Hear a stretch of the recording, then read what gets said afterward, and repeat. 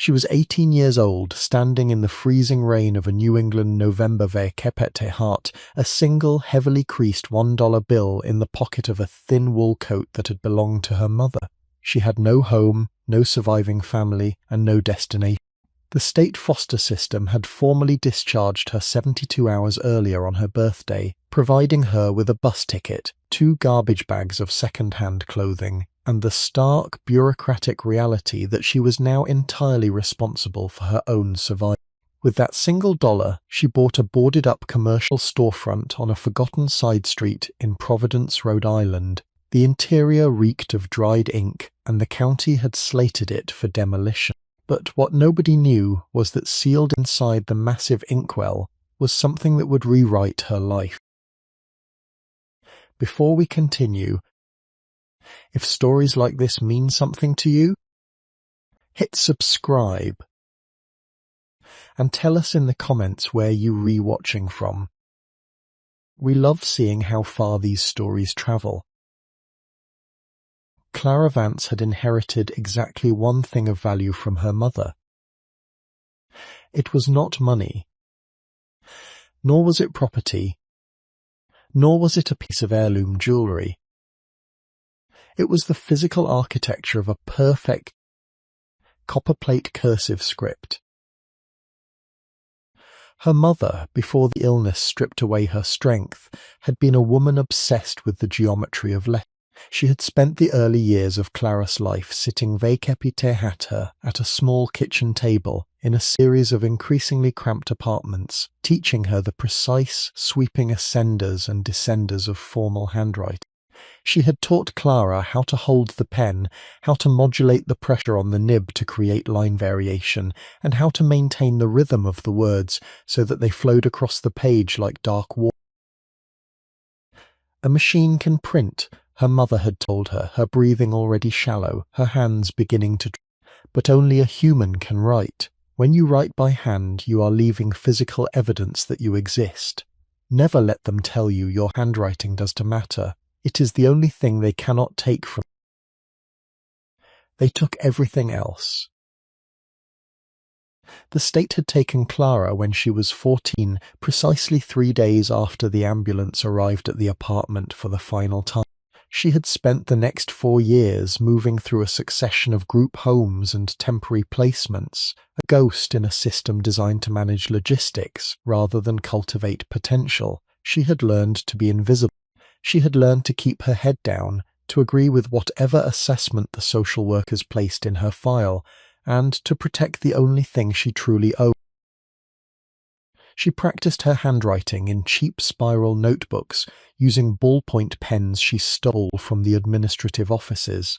The ballpoints were terrible instruments, requiring heavy pressure and producing an erratic line, but she forced them to obey the geometry she had been taught. She wrote out passages from library books, she transcribed the lyrics of songs she heard on the radio, and she wrote letters to her mother that she never intended to send.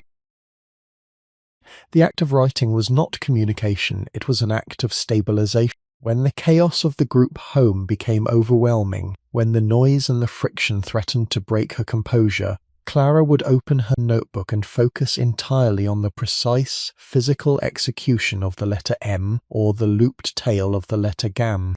The physical discipline of the script anchored her. But discipline could not buy food, and it could not buy shelter. When she aged out of the system, the discharge was abrupt and absolute. She was handed her meagre file, her 2 plastic bags of belongings, and the single dollar bill she had found on the floor of the recreation room the night before. She walked out of the administrative building and into the cold, grey morning of a Providence November. She had no plan. The sheer volume of her sudden freedom was terrifying. A vast, empty space without walls or direction. She walked for 2 days. She slept the first night in the heavy arched doorway of a closed church, wrapping herself in all the clothing she owned, her mother's thin wool coat failing to keep the damp cold out of her bones. She spent the days walking the older, decaying industrial neighborhoods of the city, areas that had once been the engine of New England manufacturing, but were now a patchwork of active warehouses and boarded-up storefronts. On the third afternoon, the rain began, a steady, freezing drizzle that soaked through her coat and turned the pavement black.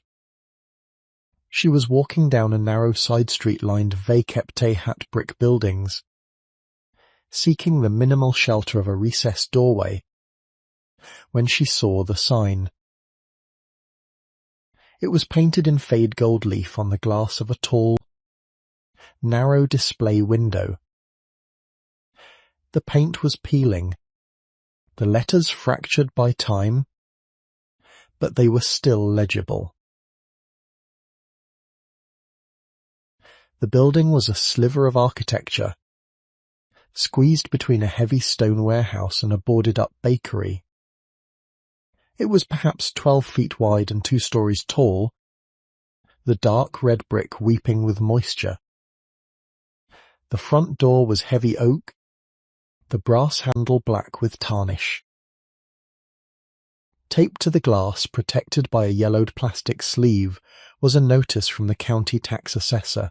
It was a foreclosure notice. The property had been seized for delinquent taxes, the owner listed as deceased. At the bottom, a handwritten note from a frustrated clerk read, "Final auction Friday, opening bid, mot chum kong do la, structure requires total abatement." Clara looked at the notice. She looked at the gold leaf lettering. She reached into her pocket and felt the single, creased dollar bill. It was a transaction born of absolute desperation and a strange, sudden clarity. She walked 4 blocks in the freezing rain to the county municipal building, carrying her 2 garbage bags. She dripped water onto the linoleum floor of the assessor's office. The clerk behind the counter, a man in a rumpled suit with exhausted eyes, looked at her bags, and looked at the single dollar bill she placed on the counter. "That property is condemned," the clerk said, his voice flat. "It has no heat, no water, and the roof is failing. We're re-auctioning it for $1 just to get the liability off the county ledgers. You buy it. You re-responsible for the demolition costs if it collapses." "Mott have $1, Clara said. Her voice was very quiet, but it did not shake. The clerk stared at her for a long time. He recognized the specific, hollowed-out look of someone who had nothing left to lose. He knew he should turn her away, refer her to a shelter. But the shelter system was overflowing, and the transaction was technically legal.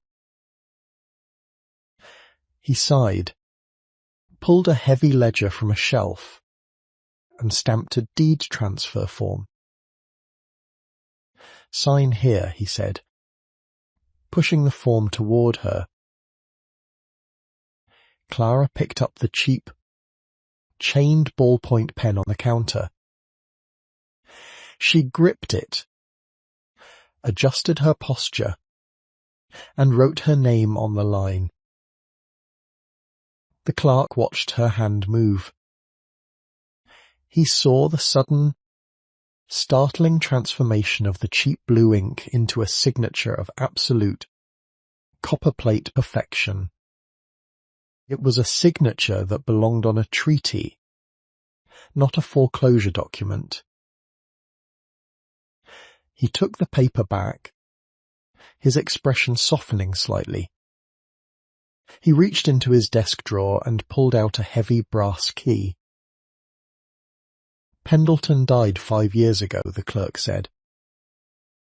"He had no family. The shop has been locked since the day he had the stroke. Don't light a fire inside, the chimney is cracked. He handed her the key. Clara took it. It was heavy and cold in her hand. She walked back to the narrow street in the rain. She stood before the heavy oak door of the Fountain Pen Hospital. She inserted the brass key into the lock. It was stiff, resisting the turn, but she applied steady pressure until the tumblers gave way with a heavy, metallic clack. She pushed the door open. The smell hit her first, a complex, layered odor of dry dust, old wood, and the sharp, distinctive metallic tang of dried iron gall ink. The air was cold, but it was still. It was the air of a tomb, undisturbed for half a decade. She stepped inside and pulled the heavy door shut behind her.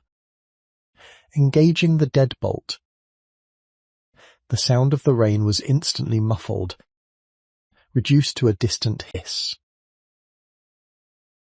She stood in the gloom, waiting for her eyes to adjust.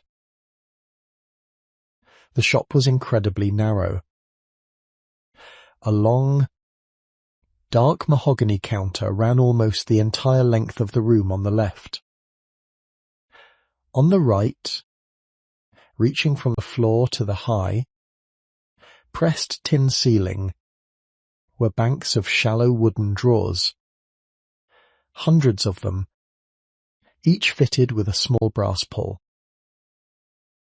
Behind the counter was the workbench.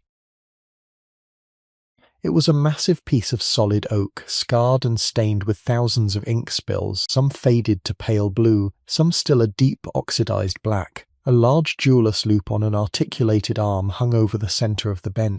Racks of tiny specialized tools, pliers verkepite, brass jaws, burnishers, dental picks lined the wall.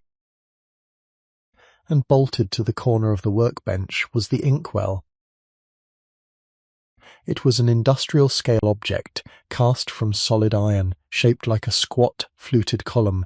It was easily a foot across at the base, heavy enough that it appeared to be an integral part of the architecture of the workbench. A thick glass reservoir, empty and stained black, sat in the centre of the iron base, covered by a heavy brass-hinged lid.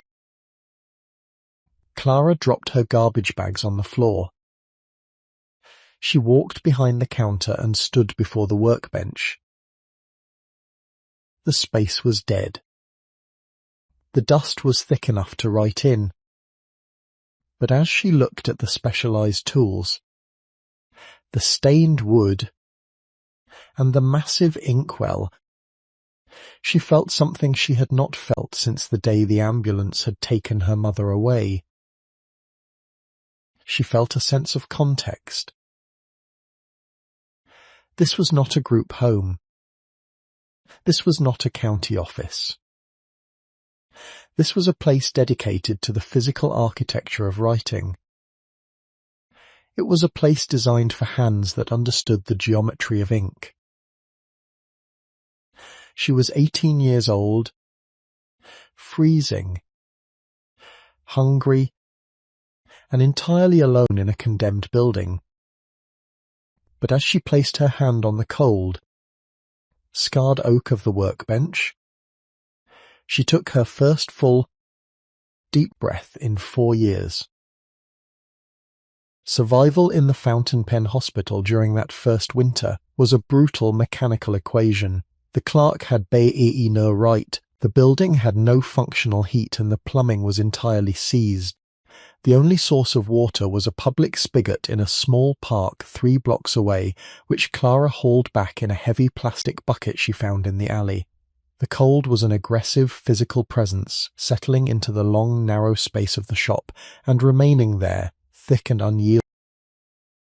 Clara established her living space in the tiny back room behind the workbench, a space that had once served as Arthur Pendleton's office. It contained a small rusted cast-iron radiator that did not work, a filing cabinet, and a narrow cot with a mattress that smelled of old paper.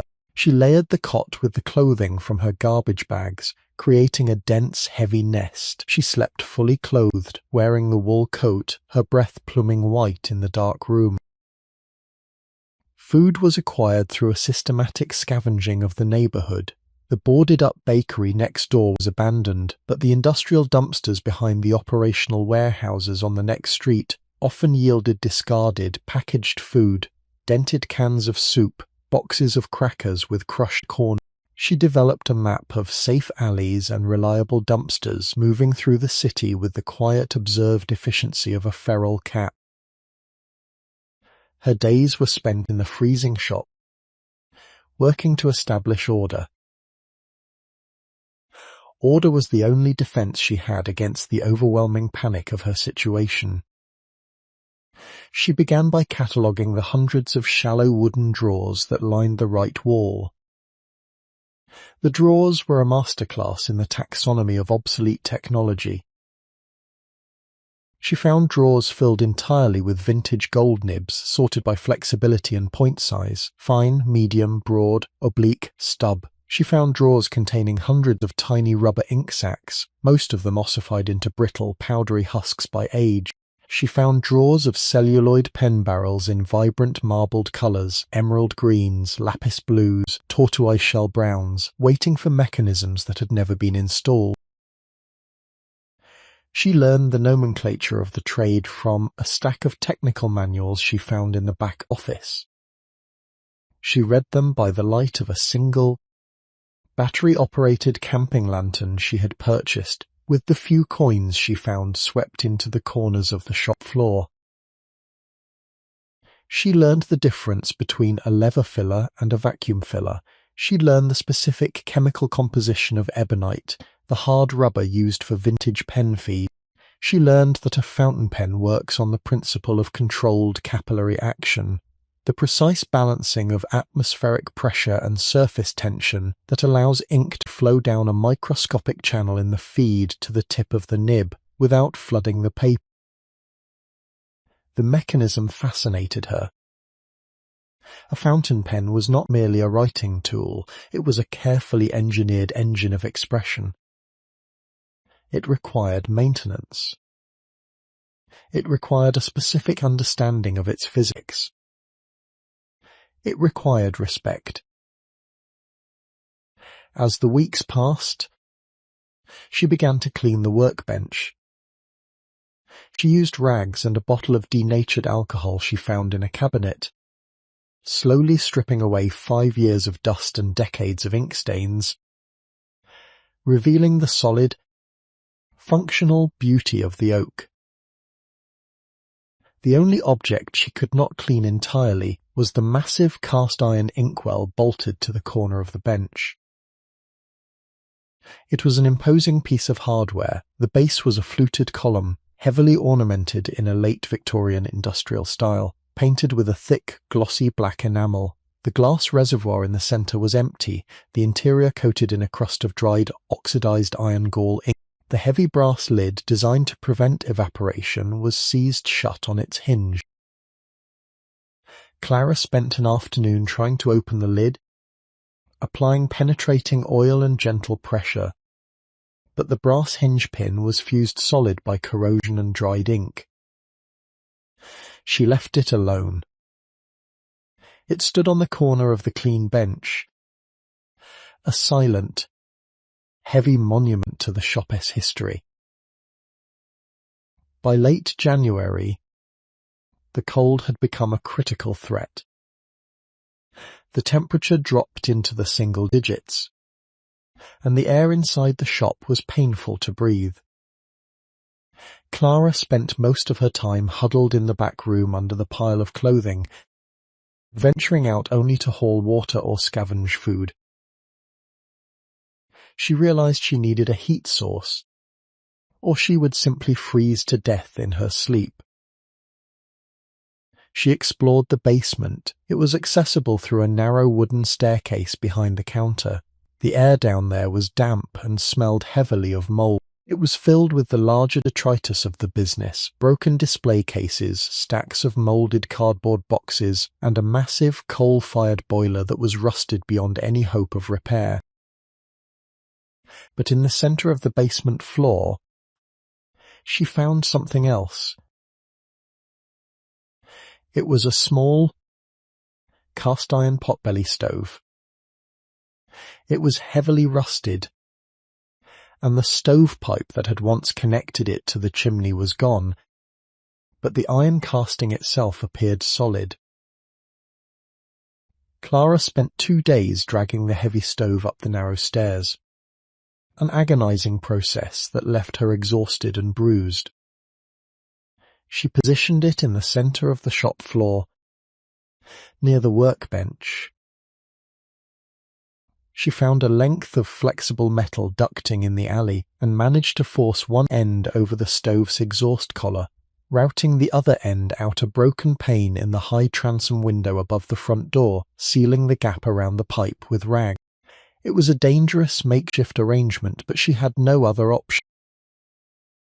She scavenged broken shipping pallets from the warehouse alleys, breaking them down by hand. She built a small fire in the belly of the stove. The iron heated slowly, throwing off a sharp smell of burning dust and rust. But as the fire caught and the iron began to radiate heat, the temperature in the immediate vicinity of the stove began to rise. Clara pulled a chair close to the stove. She held her freezing hands out toward the black iron. It was not enough heat to warm the entire shop, but it created a localized pocket of survival. It was enough to keep the blood moving in her fingers. She sat by the stove in the dim light of the winter afternoon, looking at the clean oak workbench, the catalogued drawers, and the massive, unyielding inkwell. She was surviving. It was a minimal, precarious survival, but it was hers. She had established a perimeter. February brought a deep, hard freeze to Providence. The makeshift potbelly stove consumed wood at a terrifying rate, requiring Clara to spend several hours each day hunting for broken pallets and discarded lumber, hauling the heavy wood back to the shop in a scavenged grocery cart. The physical exertion kept her warm during the day, but the nights were an endurance test against the cold seeping through the uninsulated brick wall. It was during one of these freezing evenings, sitting close to the stove in the dim light of her lantern, that she turned her attention back to the massive cast-iron inkwell. She had spent weeks studying the technical manuals, learning the mechanics of complex filling systems, the vacuum plungers of the Sheffer models, the pneumatic touchdown mechanisms, the simple elegance of the lever filler. She had learned how to use heat to safely separate seized celluloid sections, how to knock out a feed from a nib collar without cracking the fragile hard rubber.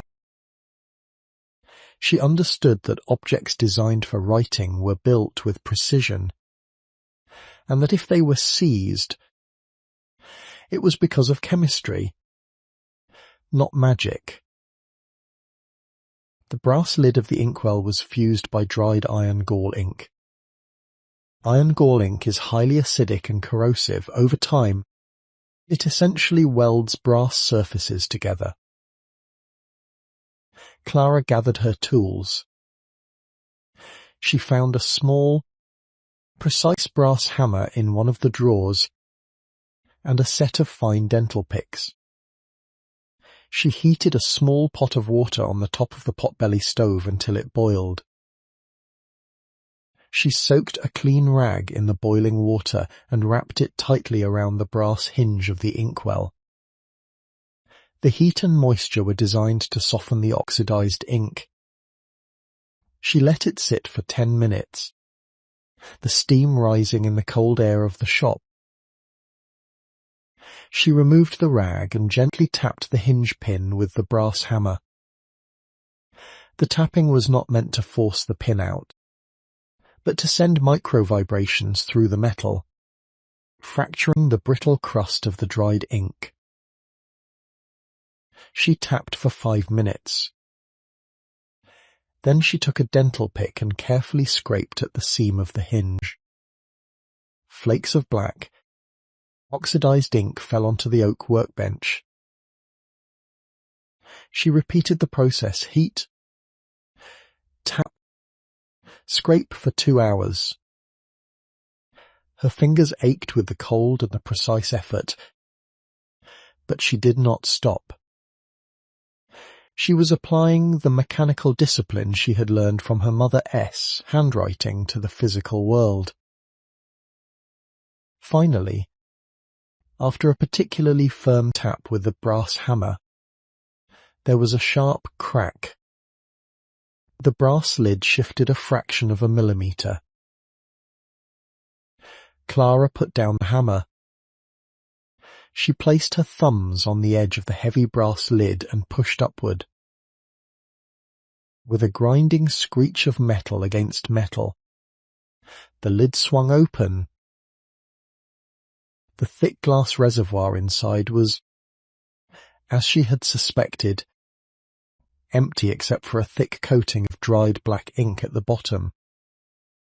The smell of the oxidized iron gall was sharp and metallic. Clara leaned over to inspect the glass. As she did, she noticed something odd about the cast-iron base of the inkwell. The fluted column of the base was massive, at least 6 inches tall, but the glass reservoir itself was shallow, perhaps only 2 inches deep. There were 4 inches of solid cast iron beneath the glass. Clara frowned. Cast iron was heavy, but it was usually cast hollow to save material and weight, especially in decorative objects. A solid block of iron that size would weigh 30 pounds. The inkwell was heavy, but it was not 30 pounds. She looked closely at the fluted base. The vertical lines of the casting were precise, but halfway down the column there was a faint, horizontal line that interrupted the pattern. It was barely visible, obscured by the thick black enamel paint. She ran her thumbnail along the line. It was a seam.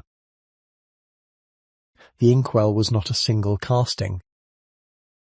It was 2 pieces, joined together. Clara retrieved the denatured alcohol and a rag. She began to scrub vigorously at the seam, cutting through the layers of enamel and accumulated grime. As the paint dissolved, the seam became clearer. It was a threaded joint. The top half of the inkwell screwed into the bottom half. She gripped the heavy iron base with both hands and tried to twist the top section. It didn't budge. Decades of paint and settling had locked the threads. She needed leverage. She found a heavy leather strap in the back room, an old razor strop, and wrapped it tightly around the top half of the fluted column, gripping the ends of the leather to create a makeshift strap wrench. She braced her feet against the legs of the workbench, took a deep breath, and pulled with all her strength. For a long moment, nothing happened. The muscles in her arms burned, her boots slipping slightly on the dusty floor. Then, with a sound like a gunshot in the quiet shop, the threads broke loose. Clara staggered backward, catching herself on the counter. She stepped back to the workbench and easily unscrewed the top half of the inkwell, lifting it away from the base. The bottom half of the column was hollow. Clara directed the beam of her lantern into the cavity. Resting inside the iron cylinder was a tightly rolled cylinder of thick, waterproof canvas, tied with a leather thong. She reached in and pulled it out. The canvas was dry and stiff. She untied the leather thong and unrolled the fabric onto the clean oak workbench. Inside the canvas were two items. The first was a series of neat, tightly banded stacks of currency. They were $100 bills, the old design, crisp and uncirculated. Clara stared at them. She did not touch them immediately. She had spent the last 4 years operating in an economy of absolute scarcity, where a single dollar bill found on a floor was the difference between freezing outside and sleeping in a condemned building. The presence of this much money felt unreal, like a hallucination brought on by the cold. She finally reached out and touched one of the stacks.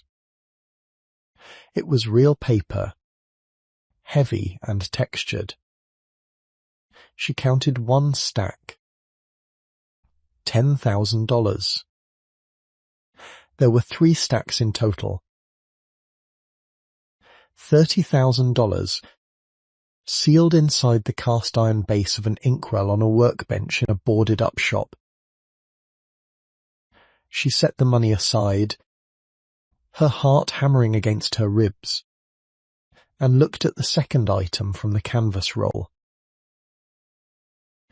It was a small, black moleskine notebook. She opened the notebook. The pages were filled with handwriting. It was not the precise, formal copperplate her mother had taught her. It was a tight, controlled cursive, written with a fine-nibbed fountain pen in a dark, waterproof blue ink. The handwriting belonged to Arthur Pendleton. Clara sat in the chair by the stove, holding the notebook. The shop was freezing, the wind rattling the heavy oak door, but she did not feel the cold. She felt the heavy, resonant silence of the room gathering around her, waiting. She turned to the first page and began to read. She began with the inventory. The thousands of drawers held a chaotic treasure trove of vintage pen parts. Clara spent weeks systematically sorting, cleaning, and cataloguing the content. She used an ultrasonic cleaner, a small humming machine she found on a shelf and repaired, to strip decades of dried ink from hard rubber feeds and gold nibs. The process of cleaning a vintage fountain pen nib is delicate work. The nib is typically made of mere bone carat gold, which is soft and easily bent, tipped with a tiny hard pellet of iridium or a similar alloy to prevent wear. If the tines, the two halves of the nib separated by a microscopic slit, are misaligned by even a fraction of a millimeter, the pen will scratch against the paper and the ink flow will be erratic. Clara learned to use the jeweler S-loop, holding the nib up to the light to examine the alignment of the tines. She learned to use a thin brass shim called a floss to clean the slit without widening it. She learned the terrifying precise art of tuning a nib, applying gentle, specific pressure with her thumbs to adjust the flow of ink, making a dry pen write wet or a scratchy pen write smooth. Her mother had taught her the geometry of the letters. Arthur Pendleton S. manuals taught her the engineering of the instrument.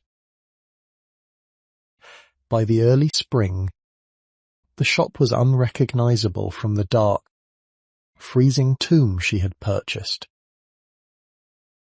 The oak floorboards had been scrubbed and oiled, smelling of citrus and wax. The long mahogany counter gleamed, The hundreds of small brass drawer pulls had been polished to a warm gold. The massive cast-iron inkwell, now functioning as a heavy paperweight rather than a secret vault, sat cleanly on the corner of the immaculate workbench. Clara had replaced the broken display glass in the front window. She had arranged a small selection of beautifully restored vintage pens on velvet trays in the window, a striped Parker Vacuumatic, a sleek black Waterman Num-Me-High, a heavy, torpedo-shaped Sheffer balance. She had painted a new sign, using her own impeccable copperplate script, and hung it in the window. C.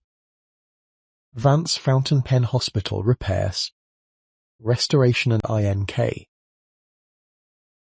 The day she unlocked the front door and turned the small open sign around to face the street, she felt a profound, sudden panic.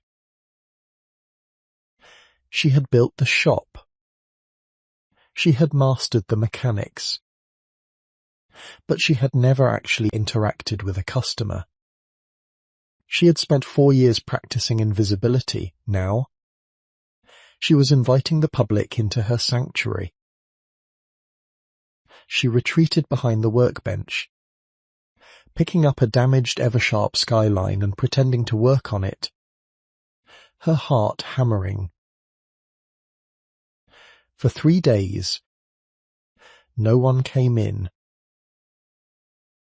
The side street was quiet, largely bypassed by the foot traffic of the main commercial avenues.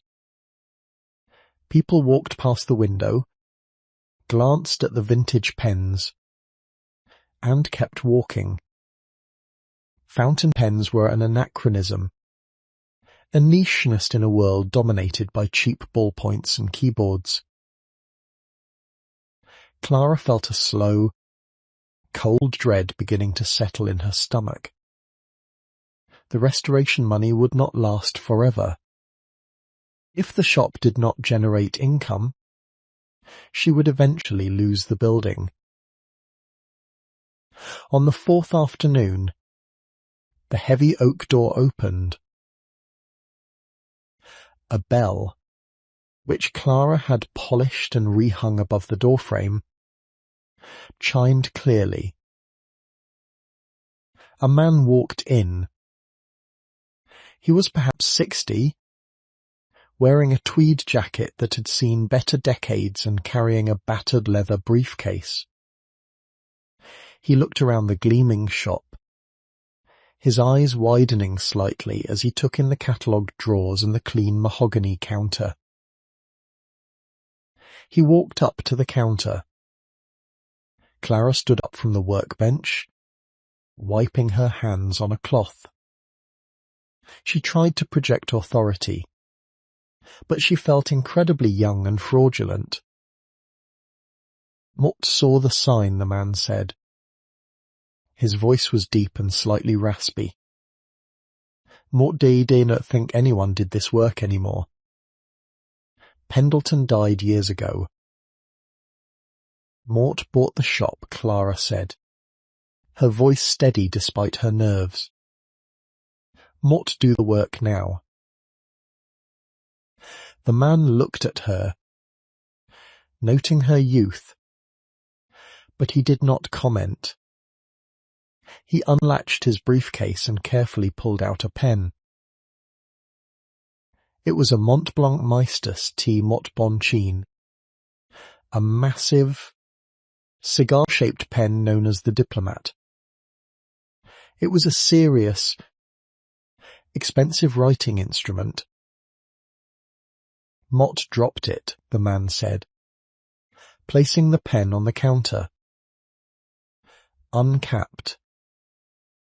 It hit the floor nib first. Clara picked up the pen. It was a catastrophic injury. The large, Mutam carat gold nib was bent severely backward, the tines crossed and mangled. It looked unsalvageable. Mort met a historian, the man continued, watching her face. Mort V. written 3 books with that pen. It's important to me. The factory told me they would just replace the nib. Mort don't want a new nib. Mort want this one fixed. Can you do it?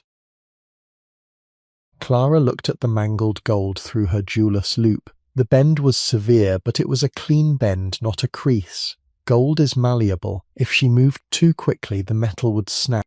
If she moved slowly, applying precise distributed pressure with specialized burnishing tools, she might be able to coax the metal back into its original geometry.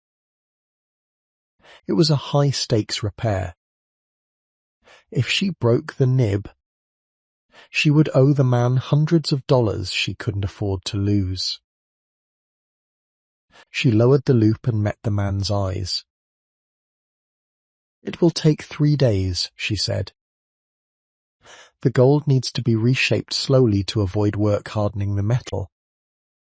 It will cost $150, assuming Mort don't have to weld any microfissures. If Mort break it, Mort will replace it at my cost. The man nodded. Do it. For the next 3 days, Clara practically lived at the workbench. The repair required absolute, microscopic focus. She used a customized brass block to support the nib while she gently, infinitesimally burnished the bent tines back into alignment. She worked for 10 minutes at a time, then stepped away, allowing the metal to rest and her own hands to stop shaking. She used heat, applying localized warmth from a small spirit lamp to soften the gold slightly. The process was an exercise in pure mechanical empathy. She had to feel the resistance of the metal through the tools, understanding exactly when to apply pressure and when to stop. By the evening of the 3rd day, the nib was straight. She used a series of increasingly fine micro-mesh abrasive pads to polish out the tool marks, restoring the bright, mirror finish of the gold. She carefully reseated the nib and the feed into the pen section, sealing the threads with a touch of silicone grease. She filled the pen with a standard, well-behaved blue ink and touched the nib to a pad of high-quality rhodia paper. The ink flowed instantly. A wet, dark line. The nib glided across the paper without a hint of scratchiness, the realigned tines functioning perfectly. Clara wrote her name. She wrote Arthur Pendleton S. name. She wrote her mother S. name, the copperplate script sweeping elegantly across the page, driven by the restored engine of the Mont Blanc. The repair was perfect. When the historian returned the next morning, Clara handed him the pen. He took it, unscrewed the cap, and examined the nib closely. Then he pulled a notebook from his pocket and wrote a few sentences. He stopped writing. He looked at the nib again. He looked at Clara. It writes better than it did before Mort dropped it, he said softly. The flow is wetter. It's smoother. Mort tuned it slightly, Clara said. The tines were slightly pinched from the factory. Mort opened the flow channel a fraction of a millimeter. The man reached into his wallet and pulled out $200 bills. He placed them on the counter. Keep the change, he said. and Mott have colleagues at the university who have pens they thought were dead. Mott will tell them about this place. That interaction was the turning point. Word spread through the quiet, obsessive community of fountain pen users. The historian told his colleagues in the English and history departments at Brown University. A local lawyer who collected vintage Parkers brought in a dozen pens that needed new ink sacs. A calligrapher brought in a set of specialized oblique nibs that needed re-tip. The fountain pen hospital was alive again. By her second autumn in the shop, Clara had established a steady, reliable business. The financial panic of the first year had subsided, replaced by the predictable rhythm of commercial operation. The back room, once a freezing survival nest, was now a comfortable, warm apartment, complete with a small kitchenette and a proper bed. But as the business stabilized, Clara found herself confronting a different kind of challenge. She was fixing the instruments, but she was still not writing the story.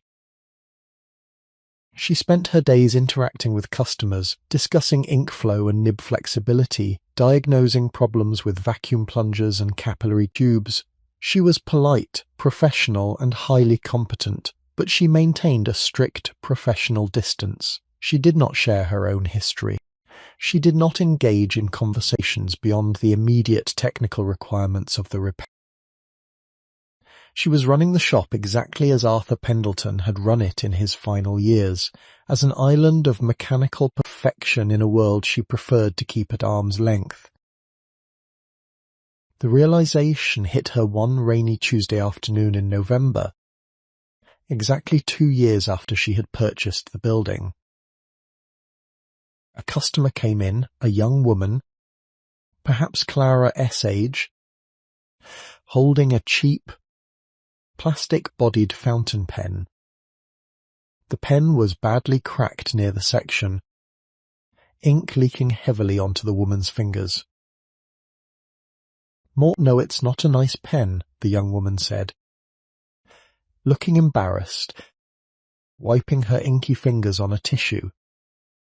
"It's just a cheap student pen. But my grandfather gave it to me when Mott went to college. It cracked yesterday. Can you fix it?" Clara took the pen. It was a mass-produced model, structurally weak and not designed for repair. A replacement would cost $15. A repair would cost $50, and it would likely fail again. "The plastic is structurally compromised," Clara said, slipping into her professional diagnosis mode. "Mott can try to solvent weld the crack, but the stress of writing will likely cause it to reopen. It would be more economical to purchase a replacement." The young woman looked down at the counter. "Mott don't want a replacement," she said softly. "Mott want the pen he gave me. He died last month. It S the pen Mott used to write to him." Clara stopped. The professional distance she maintained suddenly felt incredibly brittle. She looked at the young woman. She looked at the cheap, cracked plastic pen. And then she looked at the massive, cast-iron Inkwell sitting on the corner of the workbench. A pen is a mechanism by which we remember and are remembered. "Leave it with me," Clara said, her voice dropping the professional cadence. "I want solvent weld it. Mort Luglunk machine, a reinforcing brass collar to sleeve the crack from the inside. It will change the balance of the pen slightly, making it heavier, but the crack won't reopen." The young woman looked up, relief flooding her face. Thank you. How much? $20, Clara said, quoting a price that barely covered the materials, let alone the labor. When the woman left, Clara took the cheap pen to the workbench. She spent 3 hours machining a microscopic brass sleeve on a tiny jeweler S-lathe she had acquired, fitting it perfectly inside the cracked plastic section, reinforcing the weak point permanently. It was not a restoration of a valuable antique, it was a structural intervention to save a cheap object that possessed immense emotional gravity. As she worked, she thought about Arthur Pendleton's notebook, still sitting in the bottom drawer of the workbench. The unmailed letters to Eleanor. The tragic, silent accumulation of grief. She had restored the physical mechanism of the shop. She had fixed the roof, the plumbing, the electrical system. She had restored hundreds of pens. But she had ignored the primary mandate Arthur had left her. Do not leave it in a notebook.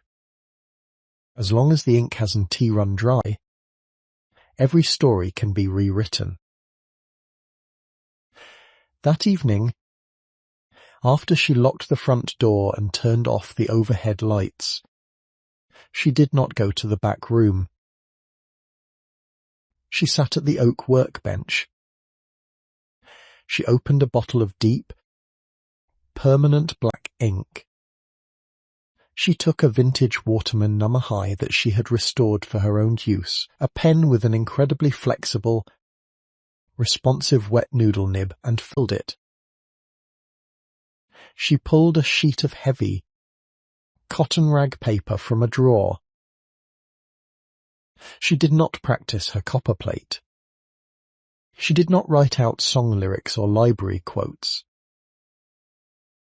She wrote a letter to her mother. Mort bought a shop. She wrote, the flexible nib laying down a dark, shading line of ink, the width of the line swelling and contracting with the pressure of her hand. Mott fix pens.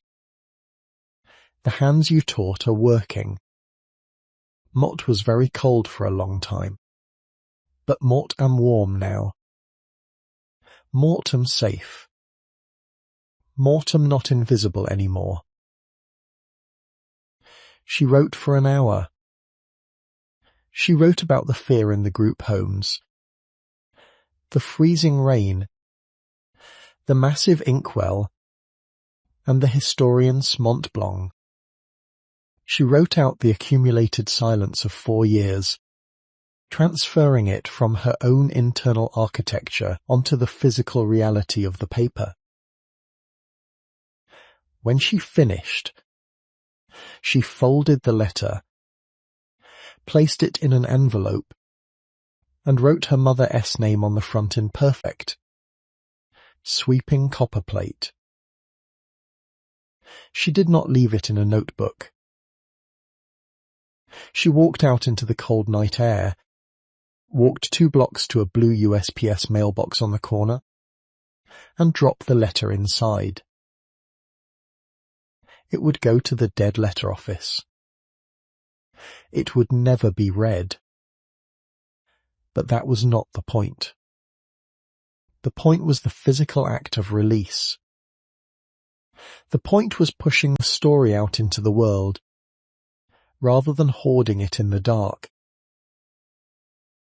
She walked back to the shop, her steps feeling lighter, the oppressive weight of her own maintained silence finally broken.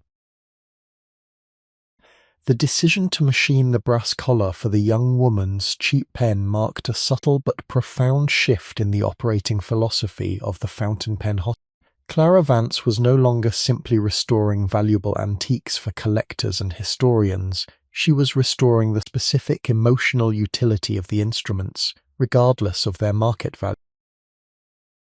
This shift did not go unnoticed. The young woman with the plastic pen was an undergraduate English literature student. She told her writing group about the repair. The writing group told their professors. The professors told their colleagues. Within 6 months, the demographic of Clara's clientele had expanded dramatically. The collectors still came, bringing their rare Mont Blancs, their early Pelicans, their celluloid Omus models, seeking her increasingly famous tune and smooth service. They paid top dollar for her meticulous restorations. But they were now joined by a different crowd. Local journalists brought in battered Lamy Safaris they used for taking shorthand notes, asking Clara to adjust the steel nibs to write wetter for faster ink flow. Art students brought in specialized Japanese feud nibs, Pensve Kepitehat bent tips designed to mimic the variable line width of a calligraphy brush, asking her to reshape the angle for a more aggressive stroke. And then there were the local writers. Providence had a strong, quiet literary community, anchored by the universities and a thriving independent bookstore scene. For many of these writers, the fountain pen was not an antique or a status symbol. It was a primary working tool. It forced a specific pacing on their work. A fountain pen cannot be hurried in the same way a keyboard can be pounded. It requires a physical rhythm, a steady pressure, a deliberate physical connection to the paper. They began to treat the fountain pen hospital not just as a repair shop, but as a hub. It started with a man named Elias, a poet who published small, beautiful chapbooks through an independent press. Elias used a massive, demonstrator-style pen made of clear acrylic, revealing the internal mechanisms filled with a vibrant, blood-red ink. Elias came in one Tuesday afternoon in early spring. The shop was quiet, the door propped open to let in the fresh air. "My piston seal is failing," Elias said, placing the clear pen on the mahogany counter. "It's leaking air, so the ink is burping into the cap. It ruined a perfectly good stanza yesterday." Clara took the pen. It was a TWSBI, a modern, highly engineered pen designed to be disassembled by the user. "The silicone grease on the piston head has dried out," Clara diagnosed immediately. "It just needs to be cleaned, re-greased, and reseated." "Mote have the wrench it came with," Elias said. "But Mot met terrified Mot le gluant crack the acrylic if Mot over-tighten it." "You do it."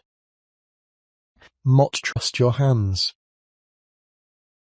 Clara disassembled the pen on the workbench, cleaned the rubber piston head, applied a microscopic layer of pure silicone grease, and reassembled it, torquing the blind cap just enough to ensure a perfect seal without stressing the plastic. $10, she said. Elias paid her.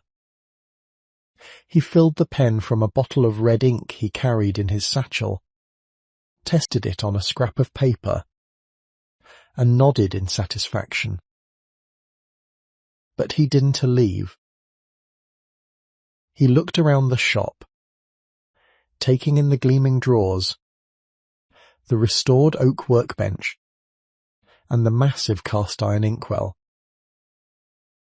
"This is a good space," Elias said. "It feels grounded. The air in here is heavy, but in a good way. Like a library, It's the ink, Clara said. It gets into the wood. Do you write? Elias asked abruptly. Clara paused, a rag in her hand. The question caught her off guard. She thought of the letter to her mother, dropped into the blue mailbox. Mott practice handwriting, she said carefully. Mott don't he write stories? Why not? Elias asked. You understand the mechanics of the instrument better than anyone might know. Why build the engine if you re not going to drive the car? Mort met a mechanic, Clara replied, retreating slightly behind her professional boundary. Mort keep the engines running for other people. Elias looked at her for a long moment. He possessed the unsettling ability of a poet to see past the surface geometry of a situation and recognize the structural tension beneath it. Sometimes, Elias said softly, the mechanic is the only one who truly understands how the machine feels when it is pushed to the red line. He tipped an imaginary hat to her and walked out. But he came back the following week, not for a repair, but to buy a bottle of specialized waterproof black ink. And he brought a friend, a novelist who needed a nib reground from a broad point to a crisp cursive italic. The shop began to function as an informal salon. Writers would come in for a bottle of ink or a minor nib adjustment and end up staying for an hour, leaning against the mahogany counter, discussing the tactile qualities of different paper stocks, the shading properties of new ink formulations, or the specific, agonizing difficulties of the second draft. Clara listened. She absorbed their conversations the way the oak floorboards absorbed the tongue oil. She listened to them discuss the mechanics of storytelling, pacing, tension, character arcs, the necessity of drafting and revising. She realized that writing a story was not a mystical process, it was an engineering problem. It was the careful assembly of sentences, the structural alignment of paragraphs, the deliberate application of pressure to create emotional resonance. It was, fundamentally, not entirely different from restoring a bent gold nib. If she could fix a mangled Mont Blanc, could she not assemble a coherent paragraph? The $30,000 Arthur Pendleton had hidden in the Inkwell remained largely untouched after the initial restoration of the building. Clara considered it an endowment, a structural reserve that guaranteed the long-term survival of the business itself. Was now self-sustaining, generating enough income to cover her living expenses, the utilities, and a steady, slow expansion of her vintage inventory. But Arthur's notebook, containing the unmailed letters to Eleanor, had stayed in the bottom drawer of the workbench, a heavy, silent presence. One evening in late autumn, her third year in the shop, a heavy nor'easter slammed into Providence. The wind howled off the Atlantic, driving sheets of freezing rain against the front window of the shop. Clara had locked the door early, retreating to the warmth of the back room, the potbelly stove radiating a fierce localized heat.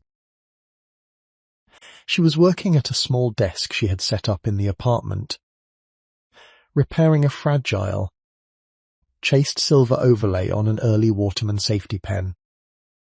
The work required extreme magnification and microscopic drops of silver solder. Her mind was drifting, the mechanical repetition of the repair allowing her thoughts to wander. She thought about Arthur Pendleton, She thought about his retreat into the mechanics, his refusal to engage with the world after Eleanor's death.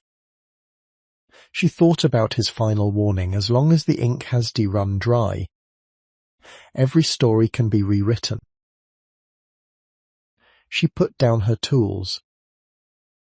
She walked out to the dark shop, illuminated only by the streetlights filtering through the rain-streaked window. She opened the bottom drawer of the workbench and took out the black moleskine notebook. She brought it back to the warmth of the apartment. She sat at the desk and read the letters again. She read the grief, the isolation, the meticulous technical details used as a shield against the silence of the shop. Then she opened a drawer in her desk and pulled out a fresh notebook. It was a high-quality, leather-bound journal with thick, cotton rag paper designed specifically to handle the wet, shading lines of a fountain pen. She unscrewed the cap of her Waterman Nummy-High. She did not practice her copperplate. She began to write. She wrote about Arthur Pendleton. She wrote the story of the man who had fixed the instruments of connection while remaining entirely disconnected. She wrote about the massive cast-iron inkwell, the false bottom, the hidden money, and the unmailed letters. She wrote with a fierce, sudden intensity, the flexible nib of the Waterman dancing across the page, laying down a thick, wet line of deep blue-black ink. She did not worry about the perfect geometry of the letters. She worried about the velocity of the narrative. She allowed her handwriting to loosen, to become urgent and fluid, prioritizing the flow of the story over the perfection of the form. She realized, as she wrote, that she was not just writing Arthur's story, she was writing her own. She was writing about the fear of connection, the safety of mechanics, the terrifying responsibility of agency. She was writing about the girl who had arrived with a garbage bag and a $1 bill, and the woman who now owned a commercial building and commanded the respect of scholars and historians.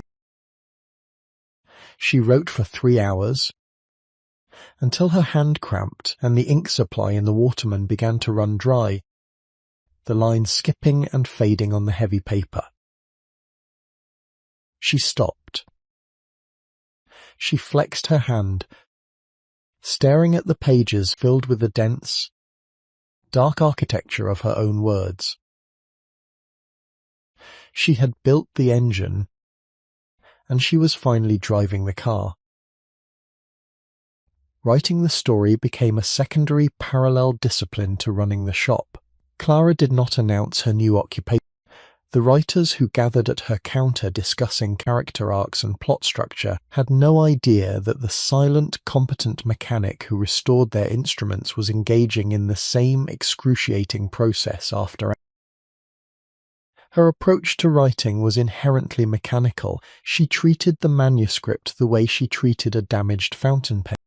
She diagnosed structural flaws. A chapter that lacked tension was like a feed that was starved for ink. A character whose motivation was unclear was like a nib with misaligned tines, scratching uncomfortably against the reader's attention. She drafted longhand, using the Waterman Nummy-High and the heavy leather-bound journal. When she finished a scene, she would transcribe it on a heavy mid-century royal typewriter she had bought at a flea market and repaired, the physical strike of the keys forcing a different rhythm on the revision process. The story was a fictionalized account of the shop. It centered on an old man named Arthur and a young runaway apprentice, but the emotional core was entirely true. It was an exploration of silence, of the physical weight of unsaid things, and of the terrifying responsibility of choosing to repair rather than discard. Elias, the poet. remained her most frequent customer and informal confidant.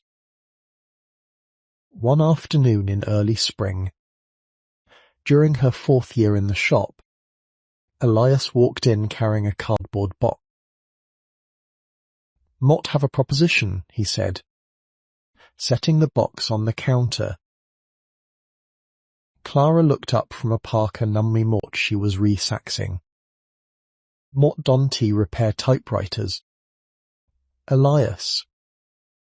"Mott only fix my own." Elias laughed. "It's not a typewriter. It's an estate sale find.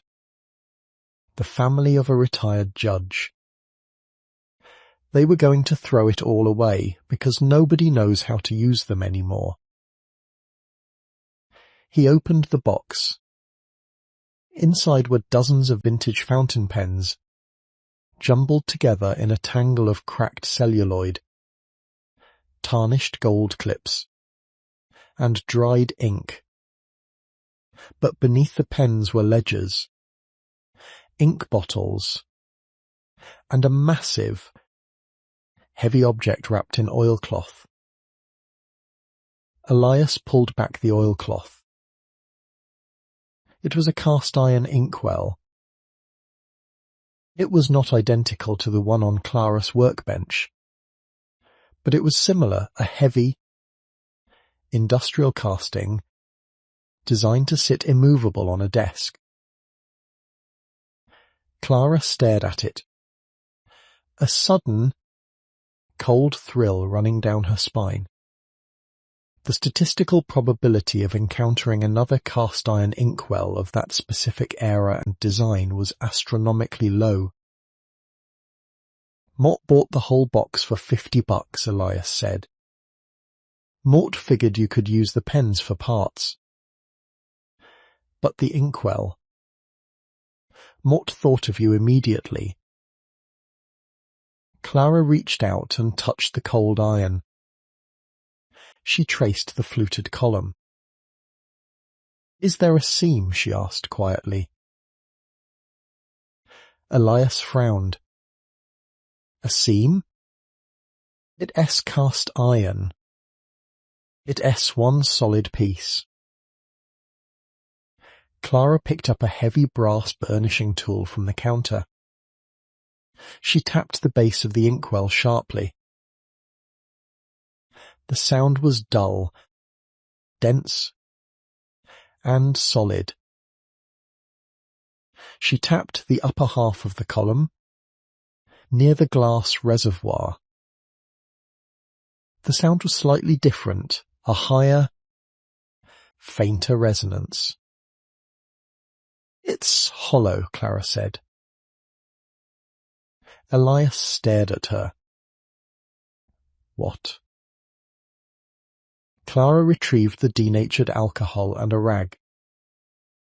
She began scrubbing the midsection of the iron column, exactly where the seam had been on her own inkwell. The black enamel paint dissolved slowly, and there it was, a faint, perfectly machined horizontal line. "Mort need your leather belt," Clara said.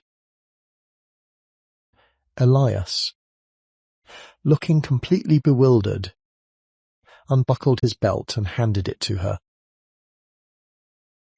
Clara wrapped the leather tightly around the top half of the inkwell, creating a makeshift strap wrench.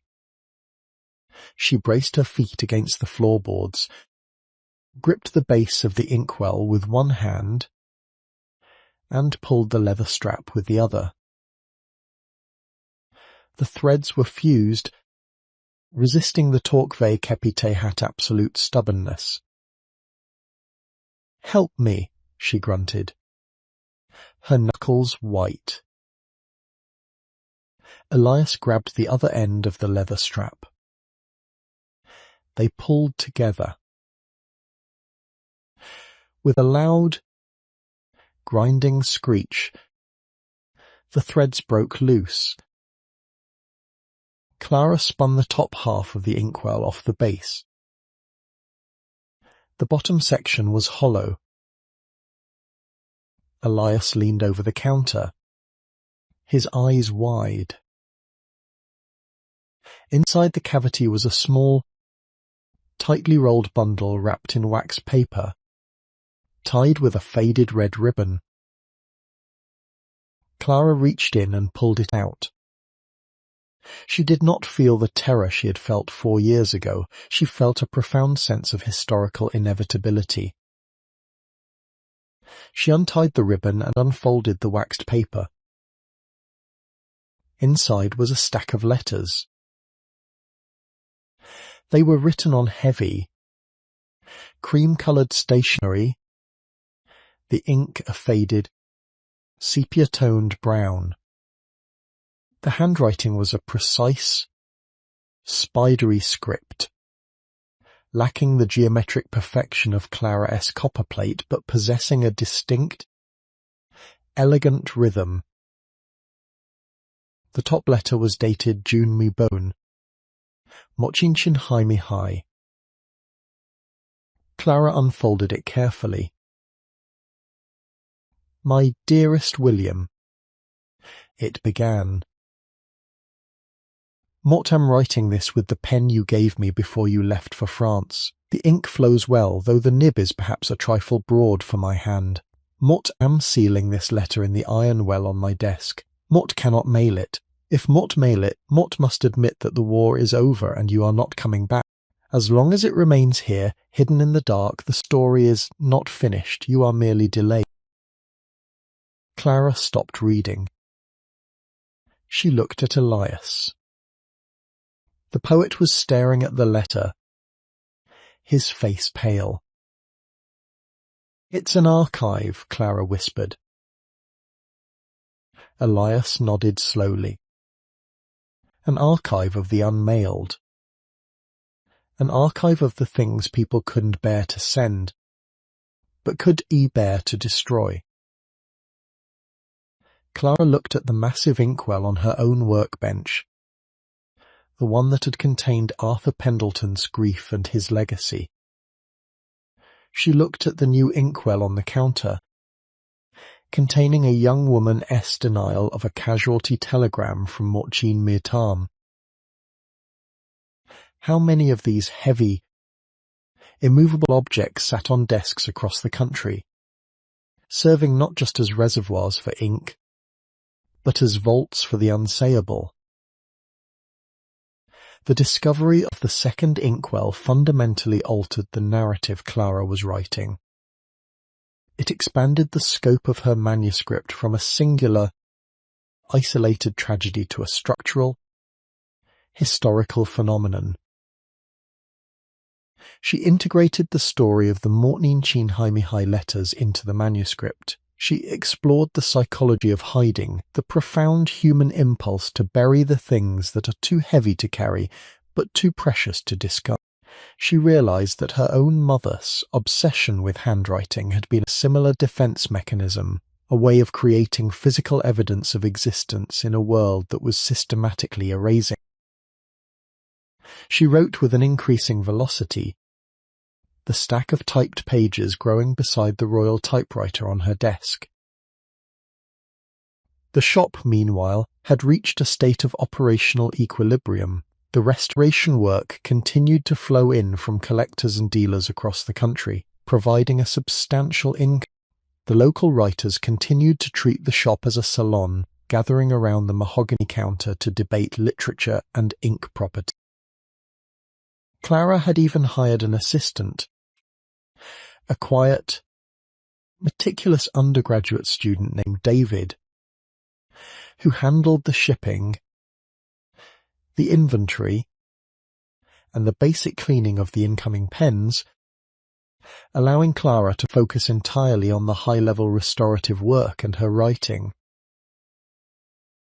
One Tuesday afternoon, Elias arrived at the shop carrying a large, padded envelope. Mort need you to look at something, he said, sliding the envelope across the counter. Clara was adjusting the alignment on a difficult Pelican M800 nib. She set her tools down and opened the envelope. Inside was a manuscript. It was printed on heavy, high-quality paper, the title page reading, "The Architecture of the Inkwell." Clara froze. She looked at Elias. "How?" she asked, her voice barely a whisper. Elias offered a small, apologetic smile. "You left a chapter on the back counter last week." It was face up. Mort read the first paragraph. Mort couldn't stop. Mort read the whole chapter.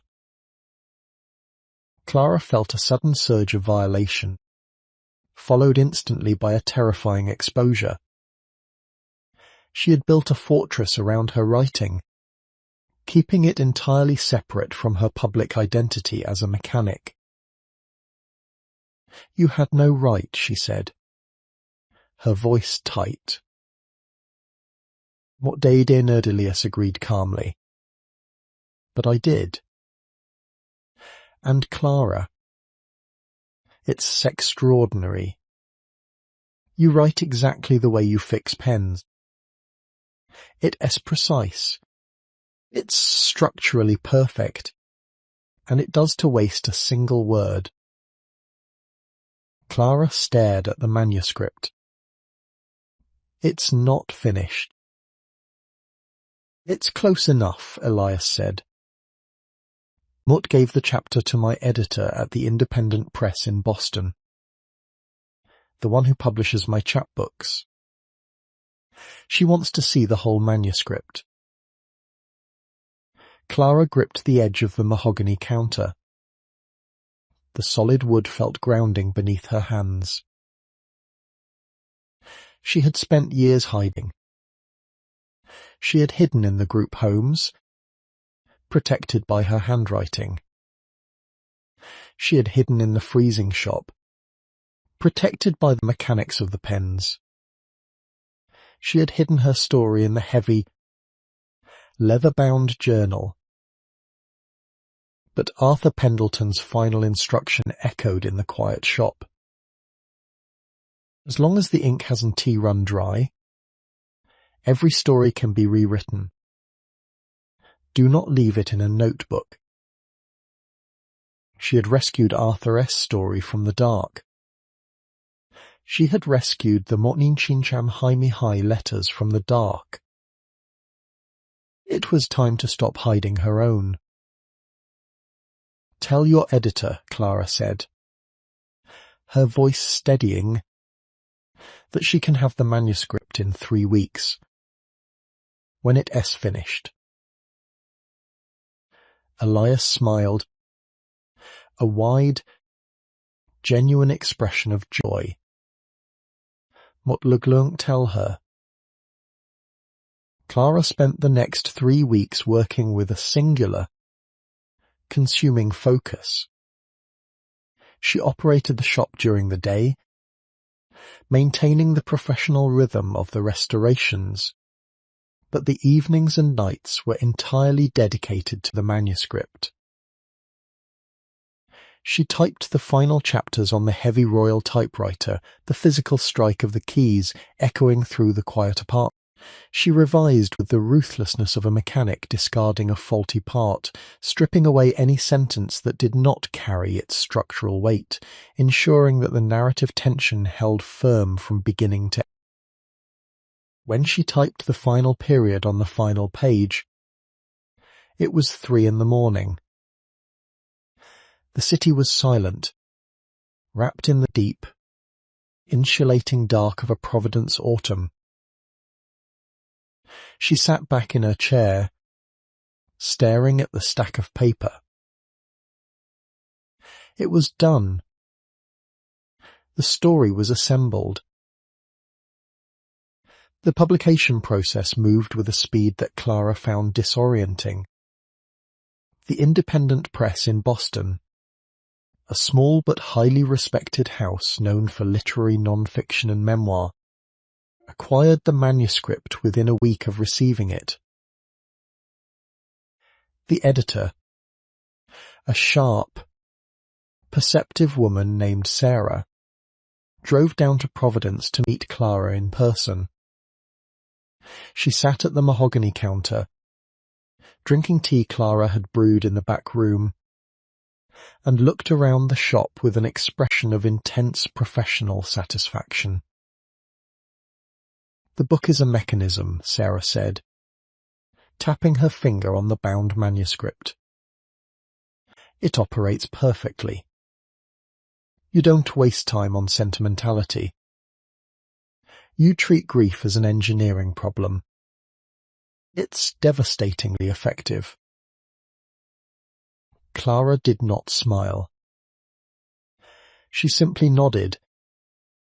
Grief is an engineering problem. If the structure isn't T-sound, the roof collapses. Sarah laughed. A sharp, appreciative sound. "Exactly. We're going to publish this in the fall. We want to do a limited hardback run first. Heavy paper stock. Decal edge. We want it to feel like an object, not just a text." "It needs to be sewn binding," Clara said automatically, her mechanical instincts taking over.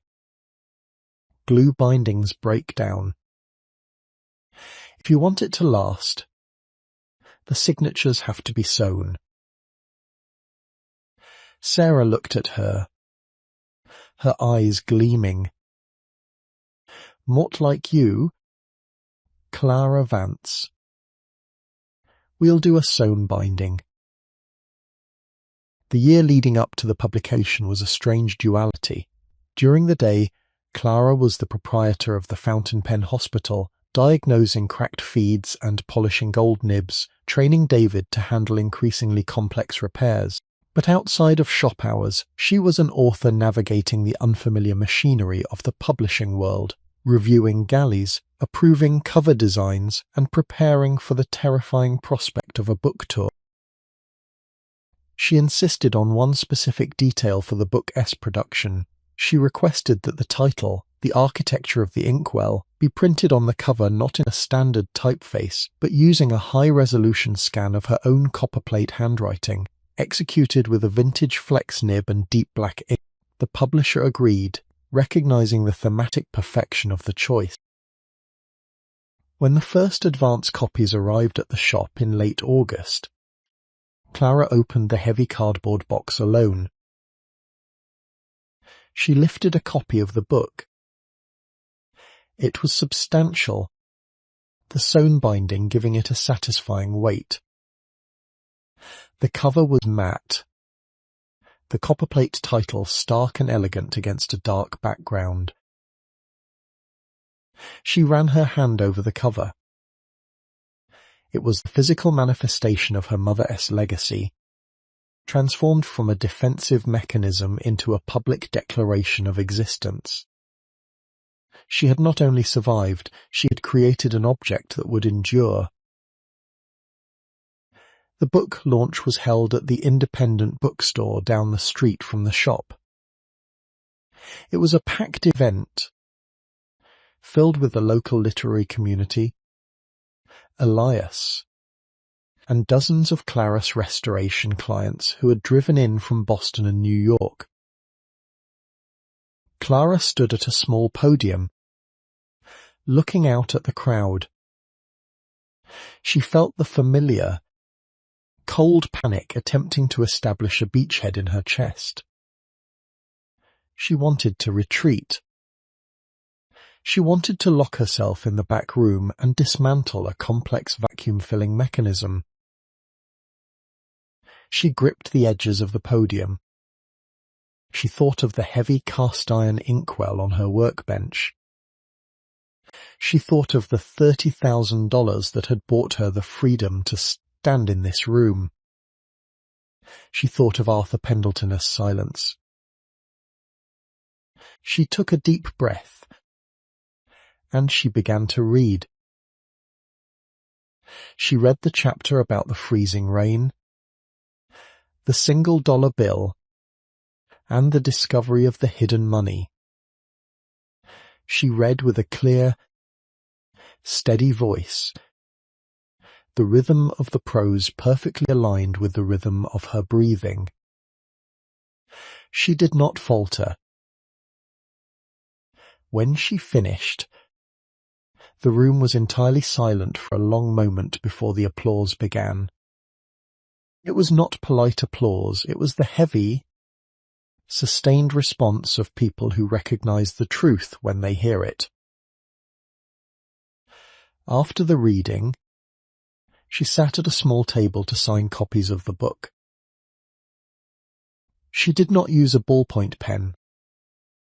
She used her Waterman Nummi High, filled with a deep, permanent blue black iron gall ink. She signed Exe Hatbook with her flawless copperplate script, taking the time to ensure the ink flowed smoothly, the ascenders and descenders perfectly balanced. Every signature was an act of deliberate, mechanical perfection. Every signature was proof that the ink had not run dry. The success of the architecture of the Inkwell fundamentally altered the financial reality of the Fountain Pen Hospital.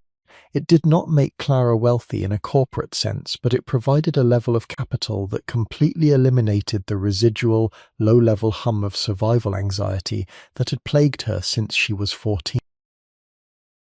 The royalties from the book, combined with the steady income from the restoration business, allowed her to fully secure the long-term future of the shop.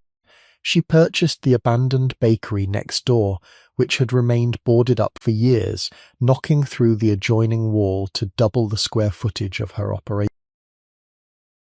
She expanded the inventory, creating a dedicated gallery space for high-end vintage pens, displaying them in custom-built, museum-quality glass cases.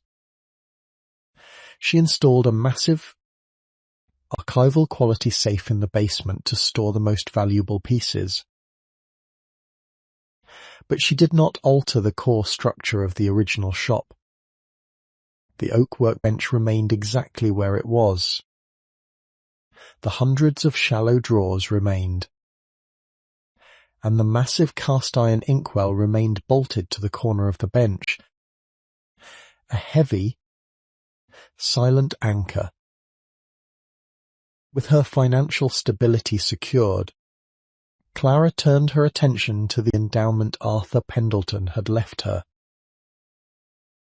The original $30,000 had paid for the building, the roof, and the initial utilities, effectively saving her life.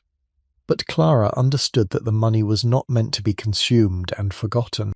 It was a mechanism of intervention, a tool designed to alter the trajectory of a specific kind of despair.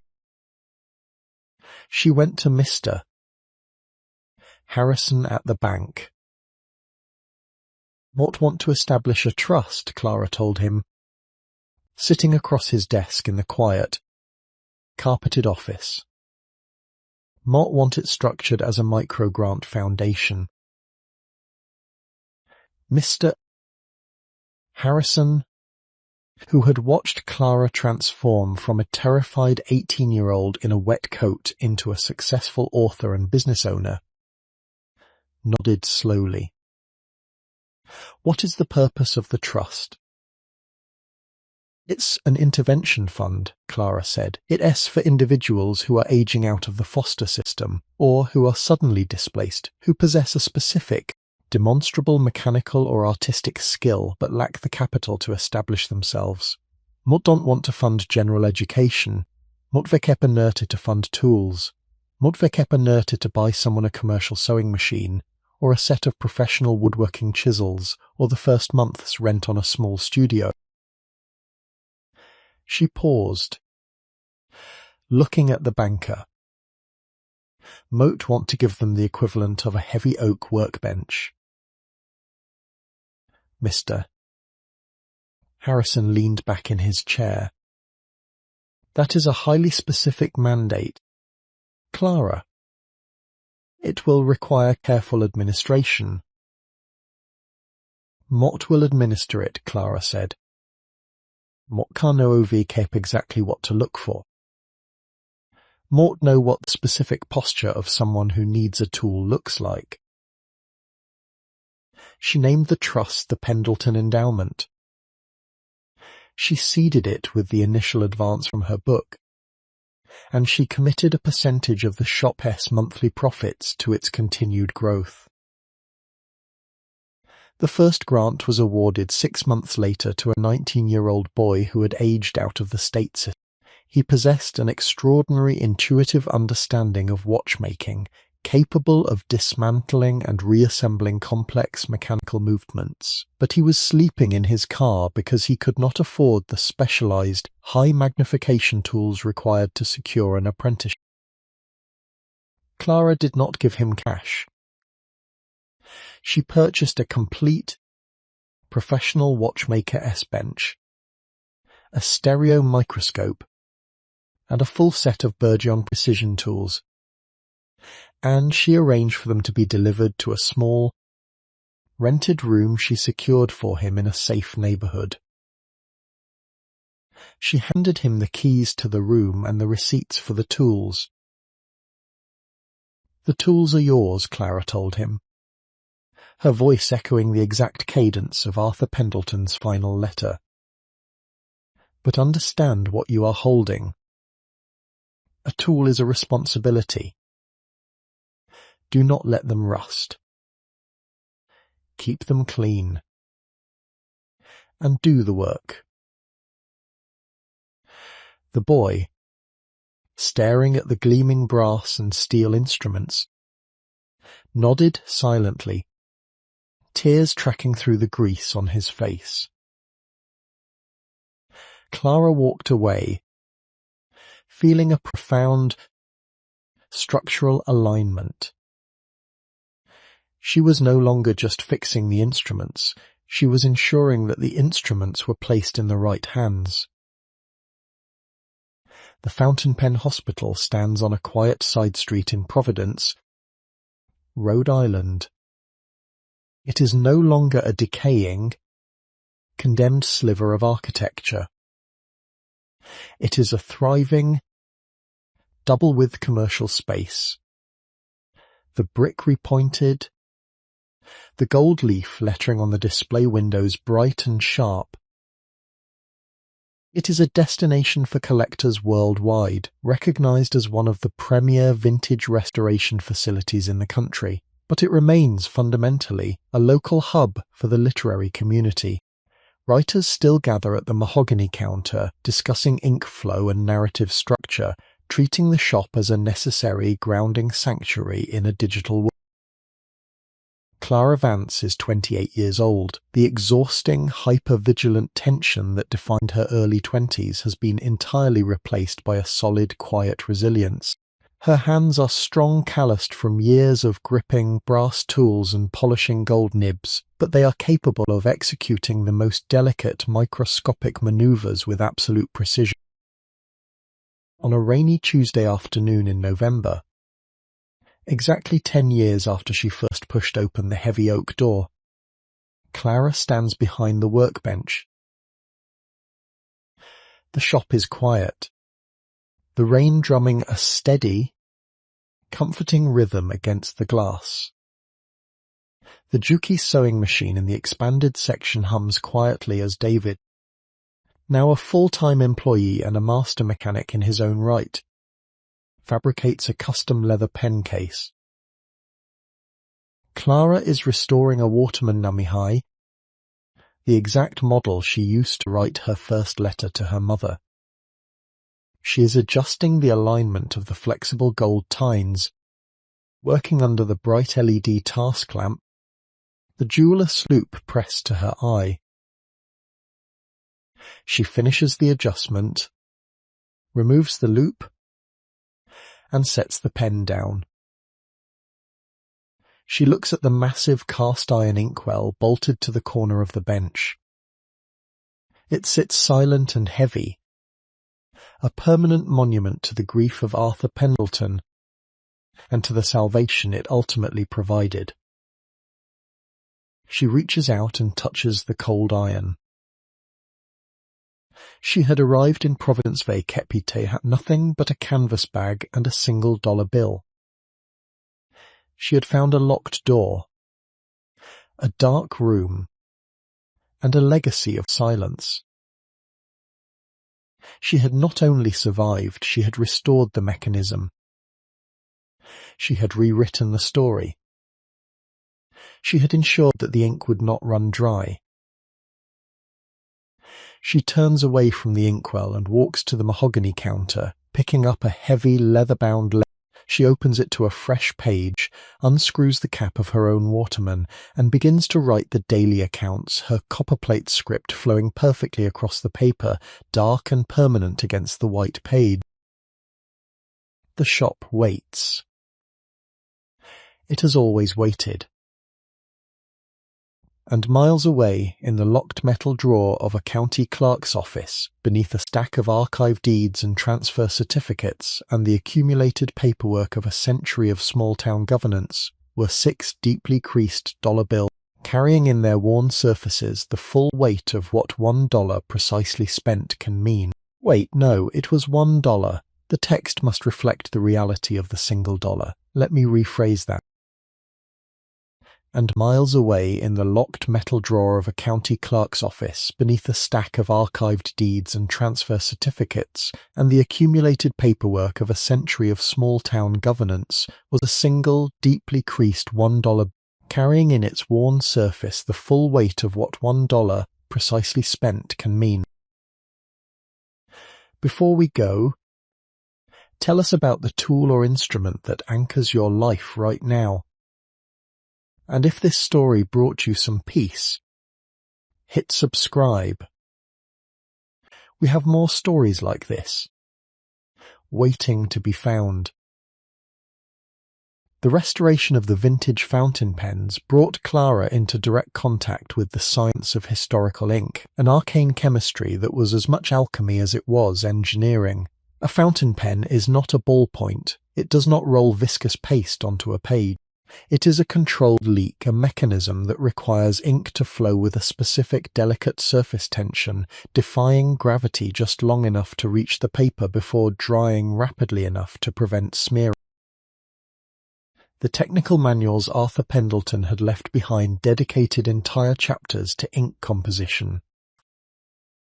Clara spent the long evenings of her second winter studying them, understanding that a perfectly restored nib was useless if the ink it delivered was fundamentally flawed.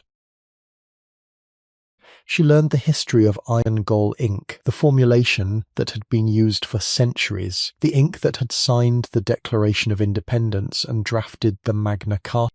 It was an ink born from the intersection of nature and metal, created by combining tannic acid, extracted from oak galls, the hard, spherical growths produced by oak trees in response to wasp stings, with iron sulfur. When this pale, greyish liquid met the paper and was exposed to oxygen, a chemical reaction occurred, oxidizing the iron and turning the ink a deep, permanent, indelible black. It literally burned its way into the cellulose fibres of the paper, becoming impossible to wash away. But this permanence came at a terrible cost. The same acidity that allowed the ink to bite into the paper also caused it to eat through the delicate metal of the pens that carried. This was why vintage steel nibs were almost always found corroded and pitted, destroyed by the very substance they were designed to deliver. It was why the high-end manufacturers had turned to solid gold for their nibs, not for the luxury, but for the necessary chemical resistance. Gold did not oxidize. Gold survived the acid.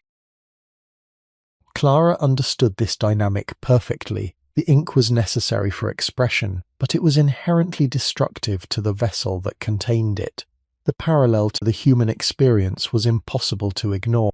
The things we hold inside, the words we are afraid to say, the grief we refuse to process, they are acidic. If they are not allowed to flow out onto the page, they will eventually eat through the structure that contains them, rusting the mechanism from the inside. Arthur Pendleton's massive cast-iron inkwell had been designed specifically to handle this corrosive substance. The thick iron walls and glass reservoir impervious to the acid that had seized the brass lid.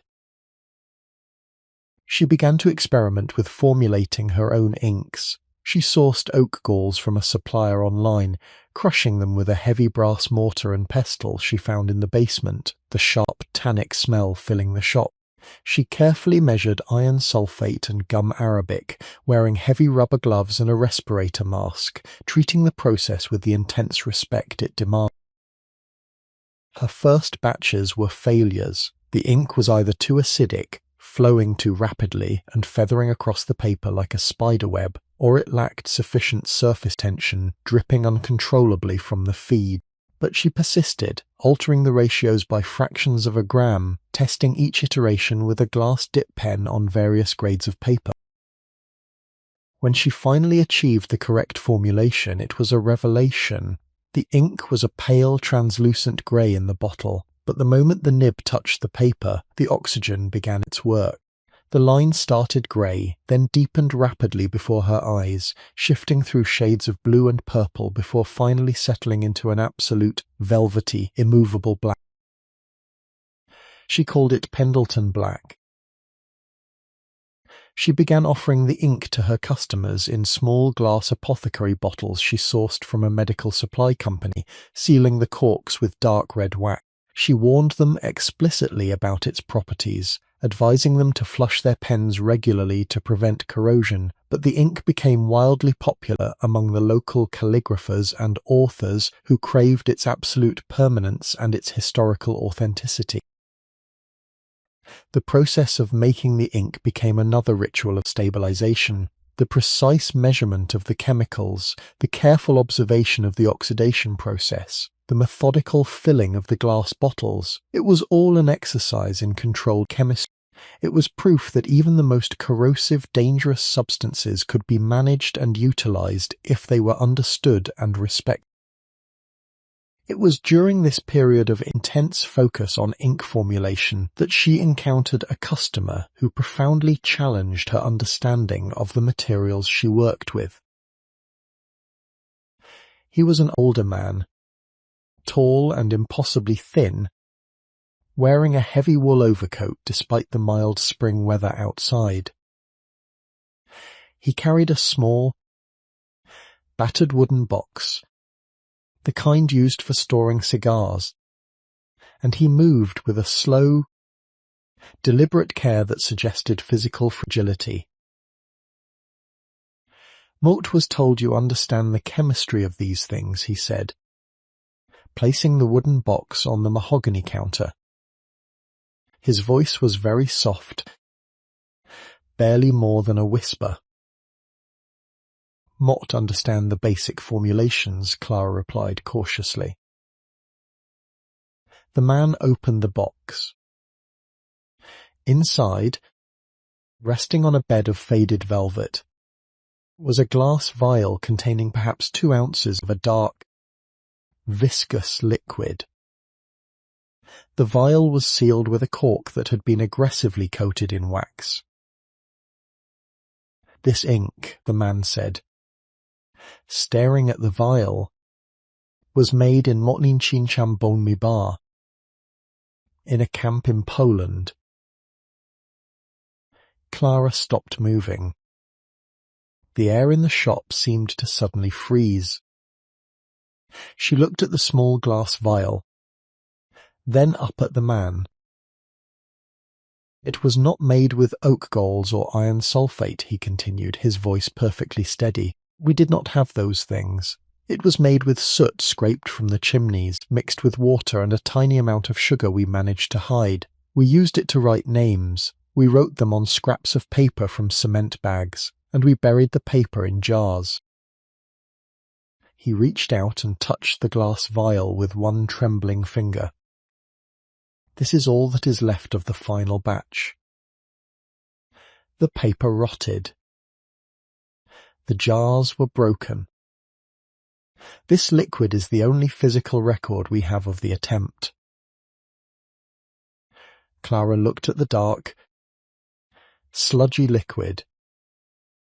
It was not just ink. It was distilled desperation. It was a physical manifestation of the absolute human refusal to be erased. "What do you want me to do with it?" Clara asked, her voice tight. "It has dried out," the man said. "The water evaporated through the cork over the decades. It is just thick sludge now. Mott want you to reconstitute it. Mott want to use it to write the names one final time, in a proper book, before my hands fail completely." It was an impossible request. Reconstituting 70-year-old soot and sugar without destroying the fragile suspension was a chemical nightmare. The risk of ruining the last remaining drops of the substance was terrifying.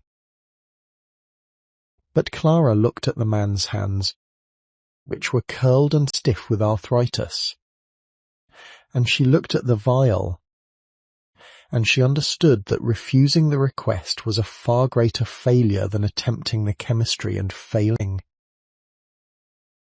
"Mott will try," she said. "Mott cannot guarantee it will flow through a modern fountain pen feed. The particulate matter will likely clog the capillary channels. You will have to use a glass dip pen, and you will have to stir it constantly." "A dip pen is acceptable," the man said. Clara took the vial. For the next 3 days she cleared her schedule entirely. She closed the shop, locking the heavy oak door and pulling down the shades on the front window. She set up a sterile workstation on the mahogany counter, using distilled water, precise measuring pipettes, and a microscopic magnetic stirrer she purchased specifically for the task. She worked with agonizing slowness. She removed the wax seal with extreme care, extracting the crumbling cork. She added the distilled water one single drop at a time, allowing the dry soot to slowly rehydrate without shocking the chemical suspension. She used a glass rod to gently agitate the mixture, watching the thick sludge slowly transform back into a viscous liquid. She did not use heat. She did not use alcohol. She used only time, water, and absolute, terrified patience. On the third